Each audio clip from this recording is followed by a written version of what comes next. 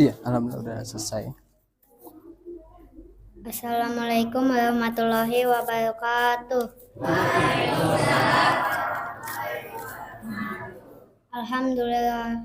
Alhamdulillahirabbil alamin wassalatu wassalam ala israfil anbiya'i wal mursalin wa ala alihi washabihi ajmain amma ba'du.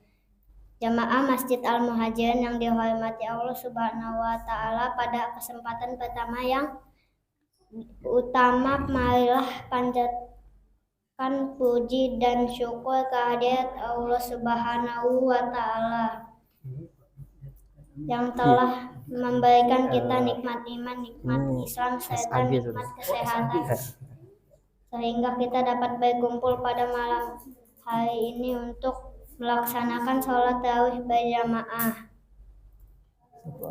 Sholawat serta salam semoga tetap tercurah melimpah kepada junjungan kita yakini Nabi Muhammad SAW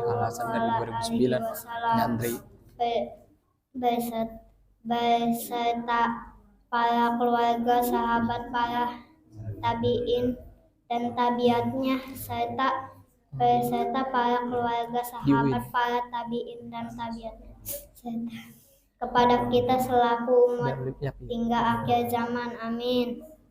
Kalau saya alimah yang Untuk memberikan keberkahan pada malam hari ini, marilah kita buka dengan bacaan basmalah bersama-sama. Bismillah.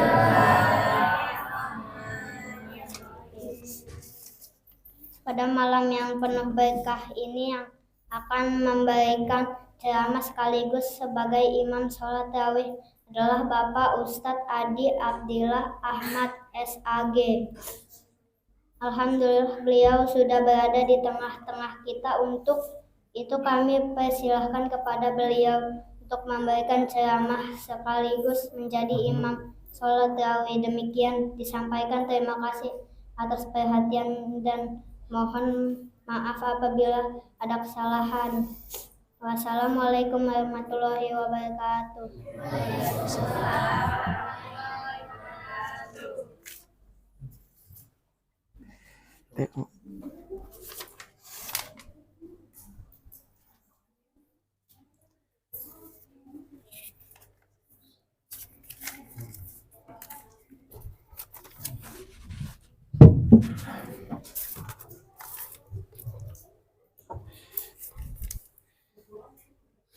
Bismillahirrahmanirrahim. Assalamualaikum warahmatullahi wabarakatuh.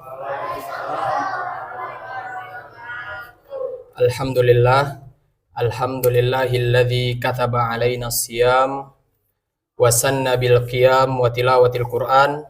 Allahumma shalli ala sayyidina nabiyyina khairul anam. Asyhadu an la ilaha illallah wahdahu la syarikalah wa asyhadu anna Muhammadan abduhu wa rasuluhu la nabiyya wa la rasula ba'dah. Rabbi sholli sadri wa yassirli amri wahlul 'uqdatam min lisani yafqahu qawli. Allahumma la sahla illa ma ja'altahu sahla wa anta taj'alu sa'ba idza syi'ta sahla.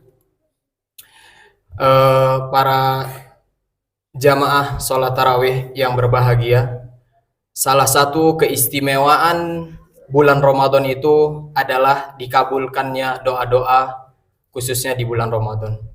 Baginda Nabi besar Muhammad SAW menyatakan, salasatun la turaddu da'watuhu. Ada 3 golongan manusia yang doanya tidak tertolak. Yang pertama, doa imamun adil, doa pemimpin yang adil. Yang kedua, da'watu madlum, doa orang yang terzolimi. Dan yang ketiga, as-shaim hatta yuftir, doa orang-orang yang berpuasa hingga dia berbuka. Nabi Muhammad SAW menyatakan doa itu ibadah. Kenapa doa itu ibadah? Karena salah satu barangkali doa itu sesuatu yang paling kita sukai untuk melakukannya. Kenapa? Karena sejatinya kita tidak pernah berdoa sesuatu keburukan untuk diri kita. Kita selalu berdoa meminta kepada Allah untuk kebaikan diri kita, untuk keluarga kita, untuk anak-anak kita, untuk orang tua kita. Maka dari itu bagian dari ibadah. An-Nabi Muhammad sallallahu alaihi wasallam yaqul, ad-du'a huwal ibadah. Allah Subhanahu wa taala yang maha besar, maha agung dan maha bijaksana. Bagaimana Allah menaruh ayat-ayat puasa. Kita lihat dan kita renungi sebentar. Dalam surat Al-Baqarah ayat 183 sampai dengan 187, Allah menceritakan rentetan ayat-ayat puasa. 183, ya ayyuhalladzina amanu kutiba alaikumusiyam.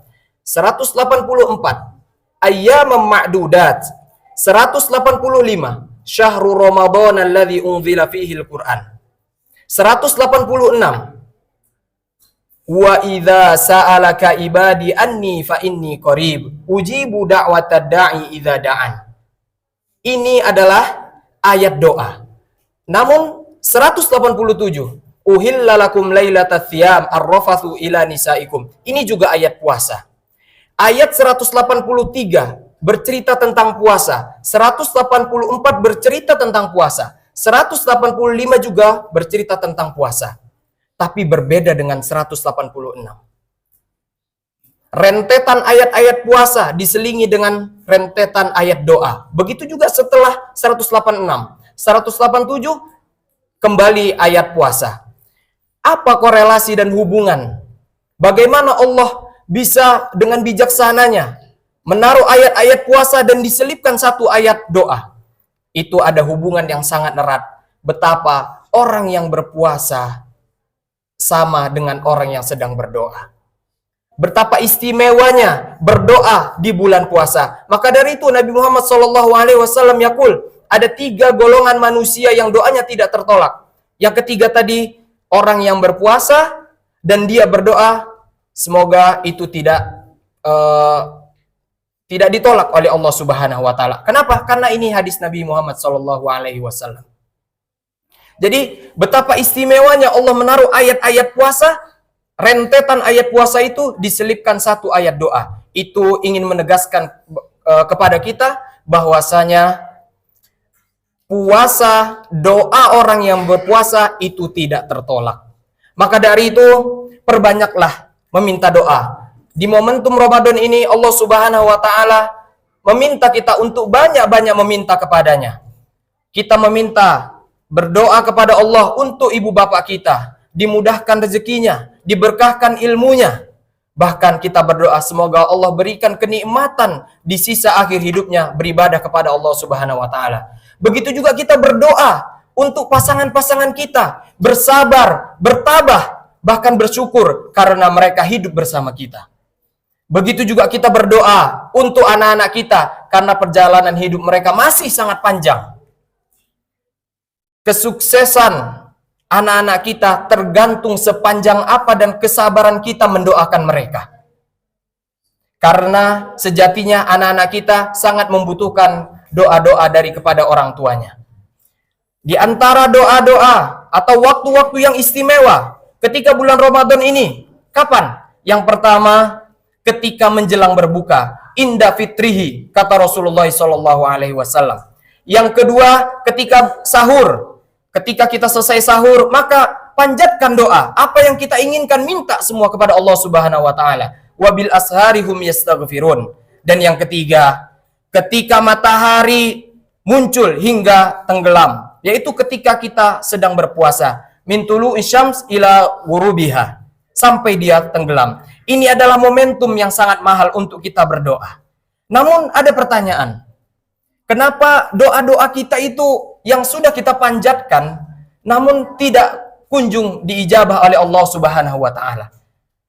Ini ada hal yang sangat penting yang perlu kita ketahui. Sesuatu itu yang tadi saya sampaikan di awal, bahwasanya doa itu selalu kita meminta yang menurut kita yang baik-baik kepada Allah Subhanahu wa taala. Tapi perlu diingat, sesuatu yang baik menurut kita belum tentu baik menurut Allah. Asa an tuhibbu syai'a wa huwa syarrul lakum wa asa an takrahu syai'a wa huwa khairul lakum. Kadang yang baik menurut kita belum tentu baik menurut Allah Subhanahu wa taala. Sedikit perumpamaan. Kalau kita punya anak kecil, di sekolah dia dibully, dikucilkan, bahkan dihina, lalu dia meminta, ayah, ibu, bapak, belikan saya pistol. Saya ingin bawa ke sekolah karena saya sering dibully, karena saya sering dihina, karena saya sering dikucilkan. Ketika saya membawa pistol itu, maka tidak ada orang yang berani menghina saya. Lantas, mungkin baik menurut anak kita, tapi kita sebagai orang tua, itu tidak baik untuk dia. Maka kita tidak kabulkan hal itu. Walillahi mathalul a'la. Beginilah cara Allah mengajarkan hamba-hambanya. Jadi, di momen yang sangat berharga ini, perbanyaklah berdoa kepada Allah Subhanahu wa Ta'ala, meminta sebaik-baiknya. Jadi, jangan pernah berpikir bahwasanya doa kita itu tidak diijabah oleh Allah Subhanahu wa Ta'ala. Nabi Muhammad SAW bersabda. Jadi Nabi Muhammad bersabda, tidaklah seorang muslim ketika dia berdoa dan di dalam doanya tidak ada unsur berdosa dan memecah belah silaturahmi, kecuali salah satunya dikabulkan oleh Allah, di antara 3 dikabulkan oleh Allah. Yang pertama apa? Imma antu ajala dakwahum.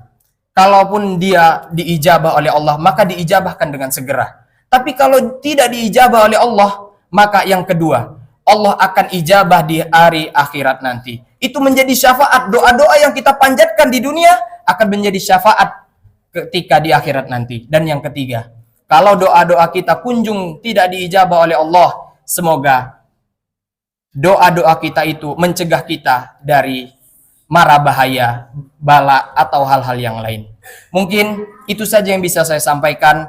Poinnya adalah Allah menyiapkan bulan Ramadan untuk kita, momentum yang sangat mahal untuk kita meminta sebanyak-banyaknya.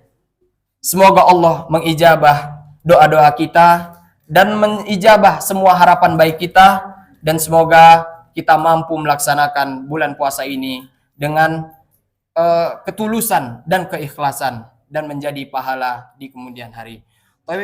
Wabillahi taufiq wal hidayah. Wassalamualaikum warahmatullahi wabarakatuh.